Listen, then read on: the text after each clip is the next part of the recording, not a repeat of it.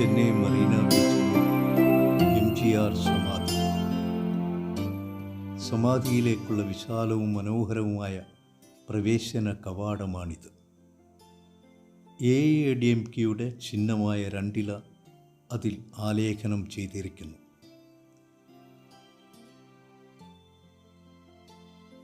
നിത്യവും ഈ കവാടം കടന്ന് ആയിരക്കണക്കിന് ജനങ്ങൾ ഇവിടെ എത്താറുണ്ട്.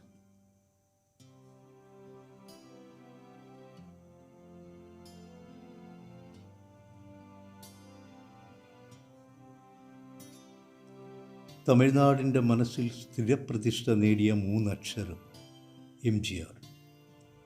മരുത്തൂർ ഗോപാലൻ രാമചന്ദ്രൻ MGR.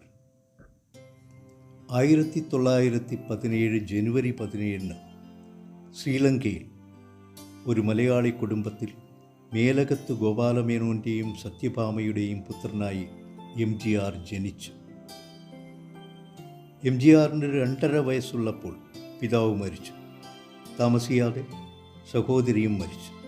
അതിനുശേഷം അമ്മയായ സത്യഭാമ മക്കളെയും കൂട്ടി ശ്രീലങ്ക വിട്ട് പാലക്കാട്ടെത്തിയെങ്കിലും അവിടെ തുടരാൻ കഴിഞ്ഞില്ല. അതിനുശേഷം അവർ തമിഴ്നാട്ടിലെ കുംഭകോണത്ത് എത്തുന്നു. അവിടെയായിരുന്നു MGRൻ്റെ പഠനം. പഠനത്തിനൊപ്പം നാടക അഭിനയവും മുന്നോട്ട് കൊണ്ടുപോയി. താമസിയാതെ തമിഴ് മക്കളുടെ മനസ്സിൽ MGR എന്ന നടൻ ഉദിച്ചുയർന്നു.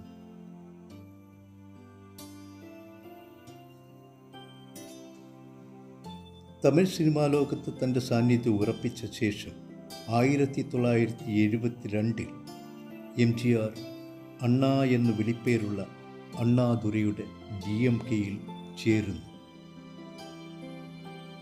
അണ്ണാദുരൈയുടെ മരണശേഷം DMK വിട്ട് സ്വന്തം പാർട്ടിയായ ആൾ ഇന്ത്യ അണ്ണാ ദ്രാവിഡ മുന്നേറ്റ കഴകം AIADMK രൂപീകരിച്ചു. 1977 തിരഞ്ഞെടുപ്പിൽ AIADMK മുന്നണി തമിഴ്നാടിൻ്റെ ഭരണം പിടിച്ചെടുത്തു. MGR മുഖ്യമന്ത്രിയായി. ശേഷം മരണം വരെ അദ്ദേഹം ആ പദവിയിൽ തുടർന്നു.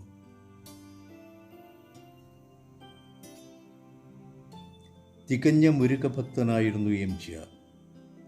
ദേവസേനാപതിയായ മുരുകൻ എന്നും MGRനൊപ്പം ഉണ്ടായിരുന്നു എന്ന് മക്കൾ വിശ്വസിക്കുന്നു. സ്വതന്ത്ര ഇന്ത്യയിലെ ഏറ്റവും ജനപ്രിയനായ മുഖ്യമന്ത്രിയായിരുന്നു മക്കൾ തിലകം MGR.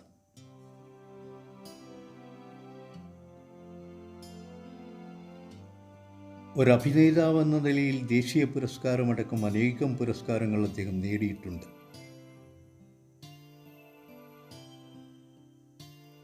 കിഡ്നി സംബന്ധമായ അസുഖത്തിന് ചികിത്സയിലായിരുന്ന അദ്ദേഹം 1987 ഡിസംബർ 24 തമിഴ് മക്കളെ ദുഃഖത്തിലാഴ്ത്തി ഈ ലോകത്തു നിന്ന് യാത്രയായി. അദ്ദേഹത്തിൻ്റെ മരണത്തിൽ മനം നൊന്ത അനേകം തമിഴ് മക്കൾ ആത്മഹത്യ ചെയ്തു. ഒരു ഭരണാധികാരി ജനനന്മയ്ക്കായി പ്രവർത്തിച്ചാൽ ജനം അദ്ദേഹത്തെ മനസ്സിൽ സൂക്ഷിക്കുമെന്നതിന് ഏറ്റവും വലിയ ഉദാഹരണമാണ് MGR. അദ്ദേഹത്തെ ഇന്നും തമിഴ് മക്കൾ മനസ്സിൽ സൂക്ഷിക്കുന്നു. അവരുടെ മനസ്സിൽ അദ്ദേഹം ഇന്നും ജീവിക്കുന്നു.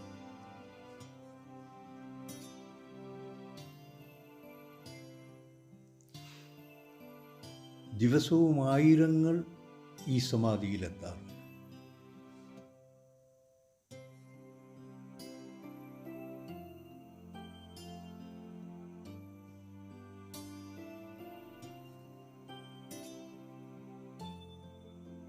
അണയാത്ത ദീപം പോലെ ഇന്നും തമിഴ് മക്കളുടെ മനസ്സിൽ MGR ജീവിക്കുന്നു.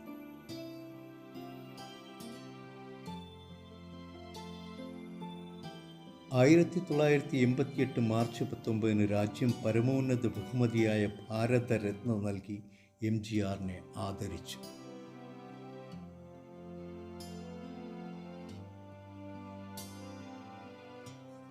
പ്രിയപ്പെട്ടവരെ, ഈ ചാനൽ സബ്സ്ക്രൈബ് ചെയ്യുക. വീഡിയോ ഇഷ്ടപ്പെട്ടാൽ ലൈക്ക് ചെയ്യുക. സ്നേഹിതർക്ക് ഈ ചാനൽ പരിചയപ്പെടുത്തുക. നിങ്ങളുടെ സ്നേഹവും അനുഗ്രഹവും പ്രതീക്ഷിച്ചുകൊണ്ട് നന്ദി, നമസ്കാരം.